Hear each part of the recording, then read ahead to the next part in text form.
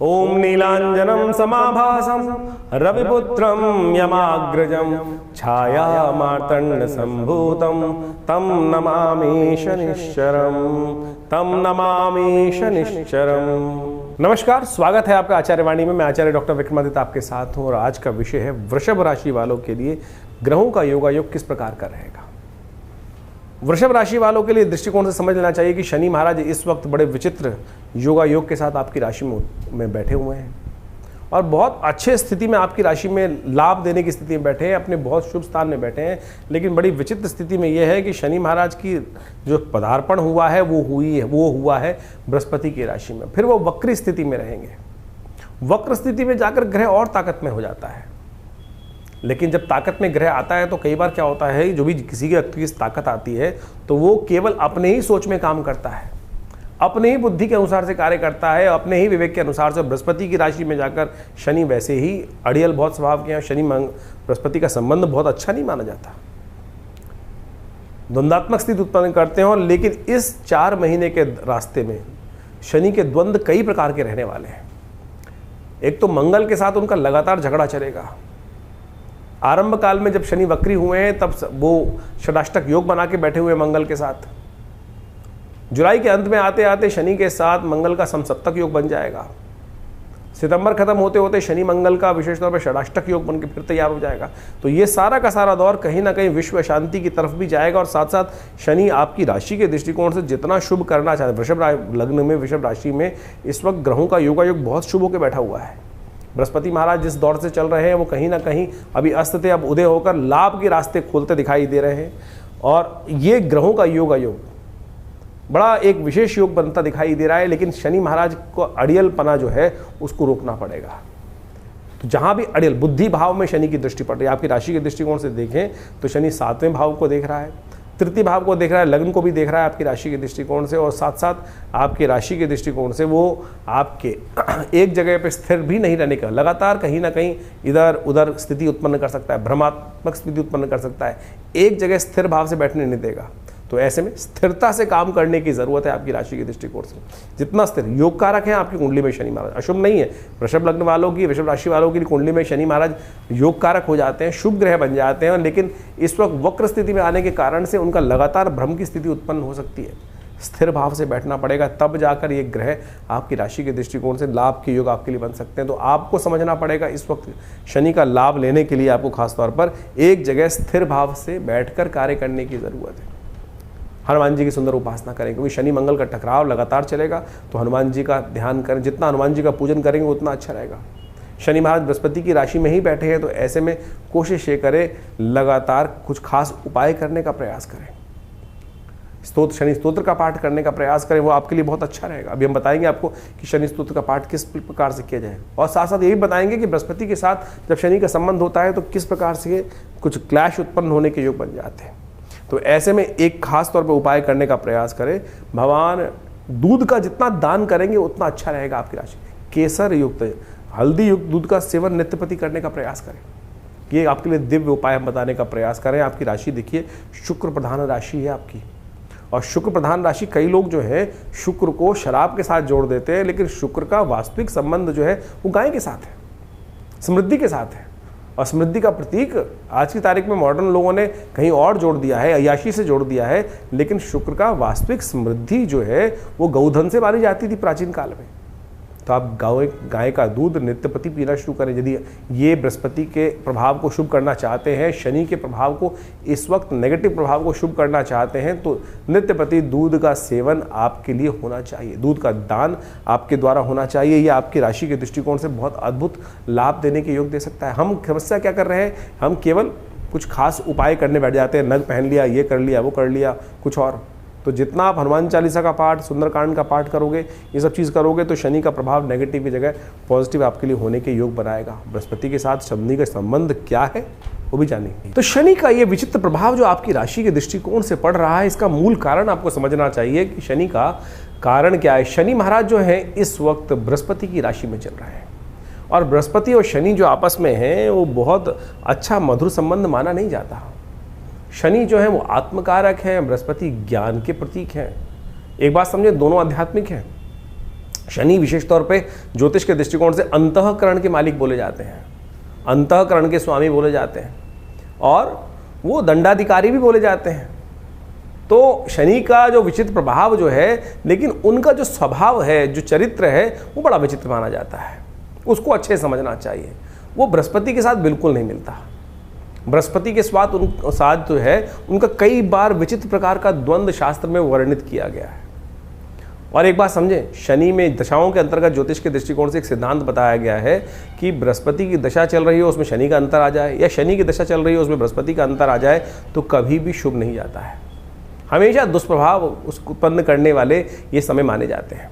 तो इस प्रकार से इसी दृष्टिकोण से समझा जाए तो उसका पीछे मूल कारण भी है। ज्योतिष के दृष्टिकोण से आध्यात्मिक जगत में एक कथा चलती है कि एक बार शनि महाराज जो हैं वो बृहस्पति के साथ मिलकर कुछ द्वंद्वात्मक स्थिति में महाराज विक्रमादित्य के राज्य में उपस्थित हुए।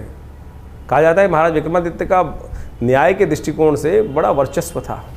शनि स्वयं दंडाधिकारी माने जाते हैं, और उनका जो प्रभाव है कि दंडाधिकारी के रूप में कर्म के अनुसार से कर्म फलदाता माने जाते हैं। तो उनको अहंकार भी था, स्वाभिमान अहंकार था इस बात का कि मुझसे बड़ा कौन न्याय अधिकारी होगा, न्याय के अनुसार से न्याय करने वाला होगा। लेकिन महाराज विक्रमादित्य का जब वर्चस्व पूरे संसार में था, जिनके नाम से ज्योतिष के दृष्टिकोण से संवत चलता है, यानी जो संवत का इतना महानता उनके बारे में बताई जाती है शास्त्र के दृष्टिकोण से, तो ज्योतिष जगत के अंदर, अध्यात्म जगत के अंदर ये कथा बड़ी प्रचलित है कि महाराज विक्रमादित्य के दरबार में, उनके राज्य में शनि और बृहस्पति दोनों एक बार उनकी परीक्षा लेने पहुंचे थे। महाराज को पता चला कि शनि और बृहस्पति दोनों के दोनों उपस्थित हुए हैं वहाँ पर। तो बृहस्पति महाराज देवगुरु माने जाते हैं, और कहा जाता है कि न्याय अधिकारी जो हो, दंडाधिकारी जो हो, वो किसी के वर्चस्व में नहीं आना चाहिए, किसी के दबाव में नहीं आना चाहिए। तो कहा जाता है कि शनि महाराज ने उनकी परीक्षा लेने के लिए अनेक प्रकार से उनको त्रास देकर डराने का प्रयास किया, और यहाँ तक कहा जाता है कि जब महाराज विक्रमादित्य ने उस न्याय के जब व्यवस्था के अंदर उपस्थित हुए तो बृहस्पति जी के से विमुख नहीं, बृहस्पति जी के तरफ वो न्याय का जो था व्यवस्था न्याय दिया, यानी शनि महाराज को गलत ठहरा दिया। शनि महाराज ने वहाँ उस वक्त कहा, भय दिखाने का प्रयास किया। आमतौर पर जब किसी दंडाधिकारी के समक्ष उपस्थित होते हैं, जो व्यक्ति जिस प्रकार से कहता है कि महाराज बाद में देख लूँगा, और जो न्यायाधिकारी होता है उसको किसी प्रकार से अपना इन्फ्लुएंस उपस्थित करने का प्रयास किया जाता है, तो शनि महाराज ने भी यही किया कि महाराज आज तो आपने मेरे खिलाफ अपना न्याय दिया है, लेकिन जब मेरा समय आएगा ना, तब आपकी परीक्षा होगी, और तब आप देखना कि क्या स्थिति उत्पन्न होती है। तो महाराज विक्रमादित्य के राज ज्योतिषियों ने बताया कुछ वर्ष बाद कि महाराज आपके ऊपर शनि का ये दुष्प्रभाव समय उपस्थित होने वाला है। और कहा जाता है कि राजा के ऊपर इस प्रकार का दुष्प्रभाव शनि का उपस्थित हो, और आपने तो शनि महाराज आपको जिस प्रकार से चेतावनी देकर गए थे, तो ये समय बहुत भयावह रहेगा आपको, और आपके ऊपर आएगा तो पूरे राज्य के ऊपर आएगा। तो कहा जाता है कि महाराज विक्रमादित्य ने उस समय कहा कि मैं कुछ दिन के लिए संन्यास ले लेता हूँ, राज्य से चला जाता हूँ। कहा जाता है महाराज विक्रमादित्य अपने राज्य को कुछ दिन हटकर वहाँ से संन्यास की तरफ भ्रमण पे निकल गए, और अपने साथ कुछ काशापण ले गए थे। कहा जाता है काशापण ले जाते हुए कहीं एक जगह शनि महाराज की ऐसी बुरी स्थिति हुई, शनि ने अपना इतना दुष्प्रभाव उनके ऊपर दिखाया कि महाराज विक्रमादित्य को बर्तन मांजने पड़े एक जगह। कहा जाता है कि जब एक जगह कहीं छोले खा रहे थे, चने खाने के लिए कुछ पैसे, उसको कहा कि भैया ये पैसे रख देता हूँ, वो काशापण स्वर्ण के काशापण थे, वो कोयले के बन गए। और जब उस छोले वाले ने, दुकानदार में हाट वाले ने देखा कि अरे ये काशापण जो इन्होंने रखे थे कहाँ है काशापण, ये तो कोयले हैं, तब उसे बर्तन महाराज विक्रमादित्य से बर्तन तक मंजवा दिए। लेकिन वो विक्रमादित्य महाराज तटस्थ, बिल्कुल हिल के डिल नहीं हुए कि जो है भाग्य में वो जिस प्रकार से रहेगा। तो बाद में कहा जाता है शनि महाराज ने आके उनको वरदान भी दिया कि आपकी परीक्षा हमने ली और आप उस परीक्षा में उत्तीर्ण हुए। तो ये प्रभाव कई प्रकार से है, यानी शनि और बृहस्पति का जो द्वंद्व है वो जगत प्रचलित है। और इस वक्त शनि महाराज बृहस्पति की राशि में ही चल रहे हैं, और बृहस्पति की राशि में चलते हुए शनि महाराज का प्रभाव, जैसा हमने आपको बताया आपकी राशि के दृष्टिकोण से होने वाला है, उसको अच्छे से समझ लीजिएगा। उसके उपाय जो बता रहे हैं वो कर लीजिएगा, जो उपाय बताए हैं उनको अच्छे से समझ लीजिएगा। शनि के संबंध में अनेक उपाय शास्त्र में वर्णित है। कहा जाता है ना, शनि को मनाए सदा सुख पाए।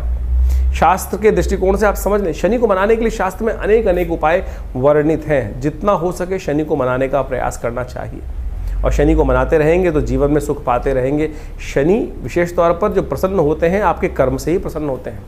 एक तो एक बात ध्यान रखें, जो गलत कामों में जाएंगे तो फिर शनि दंड देंगे ही देंगे। शनि दंड नहीं देते हैं, आपके कर्म ही आपको दंड देते हैं। इस बात को हमको भाव समझ लेना चाहिए।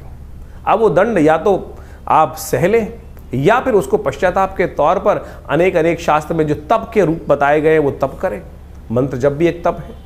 तो शनि स्तोत्र का नित्यप्रति पाठ करना एक अद्भुत कहा जाता है। महाराज दशरथ के संबंध में बड़ी अद्भुत कथा शास्त्र में वर्णित है। जो दशरथ जी शनि महाराज के समक्ष से निकल रहे थे देवासुर संग्राम से पहले, और रास्ते में शनि के दर्शन हुए। महाराज विक्रमादित्य ने कहा कि महाराज दशरथ ने कहा कि अगर ये शनि के दर्शन के किए बगैर निकल जाऊँ, सामने पड़ रहे, उनकी दृष्टि पड़ रही है, तो फिर मैं दोष का भागी होऊंगा।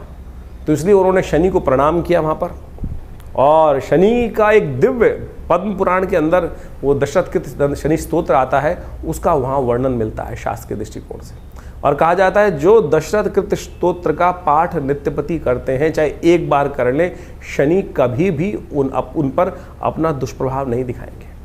वो दशरथ कृत स्तोत्र आप अच्छे से समझ लीजिए, एक बार नित्यपति भी पाठ कर लेंगे ना आप, तो शनि के अकाट्य प्रयोग के अंदर आता है। आज हम यहाँ पर इस कार्यक्रम में आपके समक्ष वो अकाट्य प्रयोग उपस्थित करने वाले हैं कि जो हींग लगे ना फिटकरी रंग चौंकाओ। आज की समाज में जो शनि को मनाने के लिए लाखों करोड़ों रुपए लोग खर्च करने, हजारों लोग खर्च करने की बात करते रहते हैं, अनेक प्रकार से ऐसे लोग हैं कि जो 100 टीन चढ़ा दो शनि महाराज पर।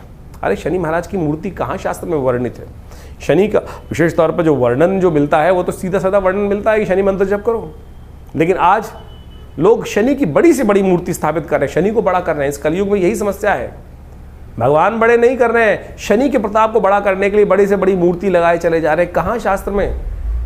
तो आप समझें, ये जो तथाकथित तौर पर आज की तारीख में जो एक हाट बना दिया है लोगों ने, उसको शास्त्र में सीधा साधा प्रयोग वर्णित है। धन खर्च करने से कोई ग्रह आपके ऊपर प्रसन्न नहीं होने वाला। सदकर्म करने से, तप करने से ही ग्रहों की जो अनिष्ट जो प्रभाव है वो आपके लिए शुभता की तरफ परिवर्तित होगा।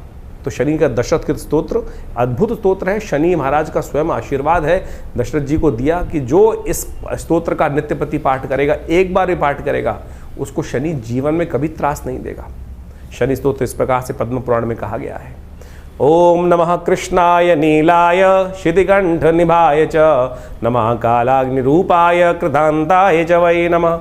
नमो निर्मांसदेहाय दीर्घशंशुजटाय च, नमो विशालनेत्राय शुष्कोदरभयाकृते, नमः पुष्कलगात्राय स्थूलरोमणे अथ वै नमः। नमो दीर्घाय शुष्काय कालं द्रष्ट नमोस्तुते, नमस्ते कोडराक्षाय दुर्निरीक्षाय वै नमः। नमो घोराय रौद्राय भीषणाय कपालिने, नमस्ते सर्वभक्षाय बलिमुख नमोस्तुते। सूर्यपुत्र नमस्तेस्तु भास्करे भयदाय च, अधो दृष्टे नमस्तेस्तु संवर्तक नमोस्तुते। नमो मंदगते तुभ्यं नृशंसाय नमोस्तुते। तपसा दग्धदेहाय नित्यं योगरताय च, नमो नित्यं क्षुधार्ताय अतृप्ताय च वै नमः। ज्ञानचक्षु नमस्तेस्तु कश्यपात्मजसूनवे, तुष्टो ददासि वै राज्यं रुष्टो हरसि तत्क्षणात्। देवासुर मनुष्याश्च सिद्धि विद्याधरोरगा, त्वया विलोकिता सर्वे नाशं यान्ति समूलता।